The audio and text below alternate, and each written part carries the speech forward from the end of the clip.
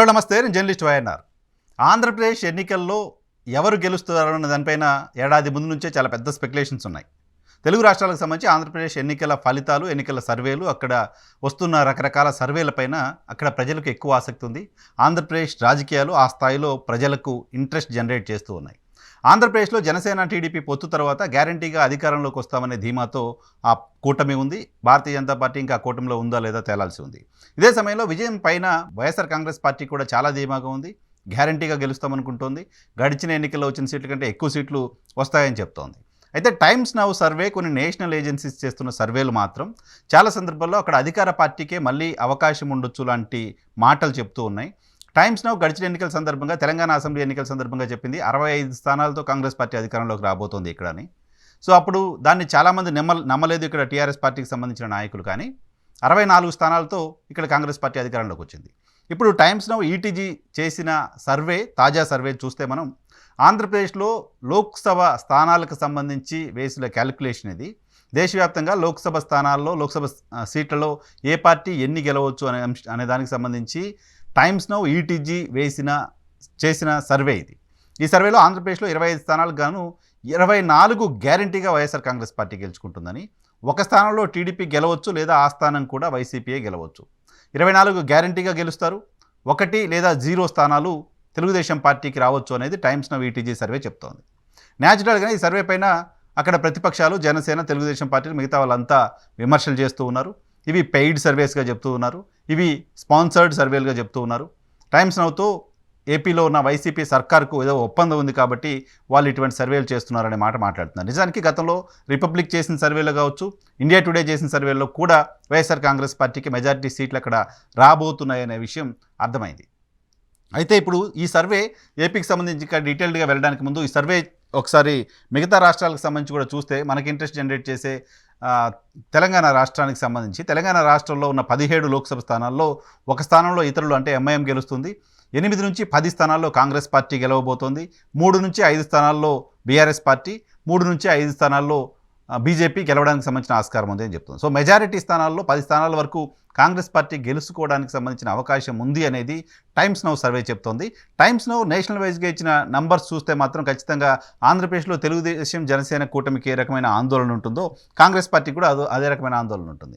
తెలంగాణలో మాకు ఎక్కువ సీట్లు వస్తాయని కాంగ్రెస్ పార్టీ అనుకునే లోపే దేశవ్యాప్తంగా కాంగ్రెస్ పార్టీ పరిస్థితికి సంబంధించి ఆ సర్వే చెప్పిన మాటలు మరింత ఆందోళన ఆ పార్టీ కలిగించబోతున్నాయి. దేశవ్యాప్తంగా 308 నుంచి 328 స్థానాలను భారతీయ జనతా పార్టీ గెలుచుకోబోతుంది అనేది ఈ సర్వే చేస్తున్న అంచనా. అంతేకాదు కాంగ్రెస్ పార్టీ 52 నుంచి 72 స్థానాలు మాత్రమే గెలుచుకోవచ్చు అని. గడిచిన ఎన్నికల్లో కాంగ్రెస్ పార్టీ సాధించిన స్థానాల కంటే మెరుగైన స్థానాలు సాధించే పరిస్థితిలో లేదు అనేది ఈ సర్వే చెప్తోంది. అదే సమయంలో YSR Congress party 3rd largest పార్టీగా ఉండబోతోంది. భారతీయ జనతా పార్టీ, కాంగ్రెస్ పార్టీ తర్వాత స్థానంలో వైసీపీ ఉండబోతోంది. 24 నుంచి 25 స్థానాలు గెలుచుకుని, డిఎంకే 20 నుంచి 24 గెలుచుకోవచ్చు, టీఎంసీ 20 నుంచి 24 గెలుచుకోవచ్చు, బీజేడీ 13 నుంచి 15 స్థానాలు గెలుచుకోవచ్చు, ఆప్ 4 నుంచి 7 స్థానాలు గెలుచుకోవచ్చు అనేది ఈ సర్వే చెప్తున్న మాట. సో మొత్తంగా అధికార పార్టీకి హవా ఉంటుంది. భారతీయ జనతా పార్టీ ప్రభంజనం మూడోసారి కూడా ఉండబోతోంది అనేది టైమ్స్ నౌ చెప్తున్న మాట. అలాగే మన పక్క రాష్ట్రానికి సంబంధించి ఇండియా టుడే మహారాష్ట్రకు సంబంధించి మాత్రం కొంత నెగిటివ్ రిజల్ట్స్ చెప్తోంది. మహారాష్ట్రలో అక్కడ మహా వికాస్ అఘాడీ అలాగే ఎన్డీఏ మధ్య తీవ్రమైన వారు ఉండబోతుంది. 27 నుంచి 31 స్థానాలను అక్కడ ఎన్డీఏ కూటమి, 16 నుంచి 20 స్థానాలను ఎంవీఏ కూటమి గెలుచుకోవడానికి సంబంధించిన ఆస్కారం ఉంది అనే విషయాన్ని ఆ సర్వే చెప్తోంది. అయితే ఈ మొత్తం సర్వేల్లో, ఈ మొత్తం నంబర్స్లో సరిగ్గా 2 నెలల క్రితం టైమ్స్ నౌ చేసిన సర్వేని ఒకసారి మీ దృష్టికి తీసుకొస్తాను. 2 నెలల క్రితం టైమ్స్ నౌ చేసిన సర్వేలో కూడా 23 నుంచి 24 స్థానాలని వైసీపీ గెలుచుకోవచ్చు అని చెప్పింది. 1 నుంచి 2 స్థానాలు తెలుగుదేశం పార్టీ గెలుచుకోవచ్చు అనే విషయం చెప్పింది. అప్పుడు కూడా దీనిపైన చాలా విమర్శలు వచ్చాయి. ప్రతిపక్షాలు దీన్ని పట్టించుకోవాల్సిన అవసరం లేదు అన్నాయి. కొన్ని సర్వేలు, నేషనల్ వైజ్గా కొన్ని సర్వేలు కొన్ని సందర్భాల్లో ఇక్కడ మహారాష్ట్ర రాష్ట్రానికి సంబంధించి అక్కడ శివసేనకు సంబంధించిన ప్రస్తావనను చేసే సందర్భంలో ఆంధ్రప్రదేశ్ని కోట్ చేసిన నేపథ్యంలో ఆంధ్రప్రదేశ్లో తెలుగుదేశానికి 15 స్థానాలు వస్తాయంటూ ఒక నేషనల్ ఏజెన్సీ చెప్పింది అంటూ తెలుగుదేశం మీడియా చాలా పెద్ద ఎత్తున ప్రచారం చేసింది. ఆ తర్వాత అది ఆంధ్రప్రదేశ్ను ఉద్దేశించి, తెలుగుదేశం పార్టీని ఉద్దేశించి మాట్లాడిన మాట కాదు అని తెలిసిన తర్వాత తెలుగుదేశం మీడియా దాన్ని ఆ విషయంలో సైలెంట్ అయిపోయింది. సో ఇప్పుడు తెలుగుదేశంకు వ్యతిరేకంగా వస్తున్న సర్వేలను పట్టించుకోవాల్సిన అవసరం లేదు అనేది ఆ పార్టీ భావిస్తున్న మాటగా అర్థమవుతోంది. ఇవి పెయిడ్ సర్వేలుగా ఆ పార్టీ చెప్తున్న మాటను కూడా చూస్తున్నాం. అదే సమయంలో ఆత్మసాక్షి పేరుతో మరికొన్ని సర్వే సంస్థలు కూడా అక్కడ తెలుగుదేశం పార్టీ అధికారంలోకి రాబోతుంది అంటూ కొన్ని సర్వేలు చెప్తూ ఉన్నాయి. తెలుగుదేశం పార్టీకి మెజారిటీ సీట్లు వస్తాయంటూ అసెంబ్లీలో చెప్తూ ఉన్నాయి. వాటిని మాత్రం ప్రముఖంగా ప్రస్తావిస్తూ వస్తున్నారు. సో సర్వేలకు సంబంధించిన మైండ్ గేమ్ పార్టీల వారీగా కనపడుతోంది.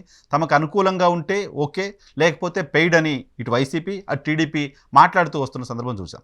అయితే మొత్తం ఈ సర్వేలు 2 నెలల క్రితం టైమ్స్ నవ్ ఇచ్చిన సర్వే కావచ్చు, ఇప్పుడు ఇచ్చిన సర్వేని కావచ్చు, ఆంధ్రప్రదేశ్ విషయంలో ఒకసారి మనం కంపేర్ చేసి చూస్తే కొన్ని ఇంట్రెస్టింగ్ నంబర్స్ కనపడుతున్నాయి.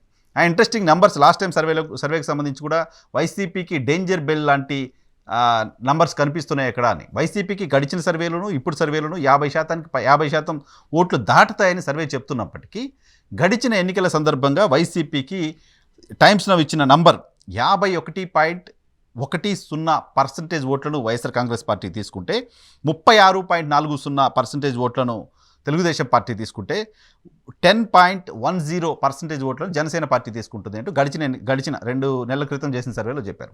సో ఇప్పుడు ఏం చెప్తున్నారు, 50% ఓట్స్ వైసీపీ, 37% ఓటు టీడీపీ, 10.10% ఓట్లు జనసేన. సో ఇక్కడ 1% ఓటింగ్ తెలుగు వైసీపీకి సంబంధించిన ఓటింగ్ తగ్గుతుంది అనే విషయం చెప్తోంది.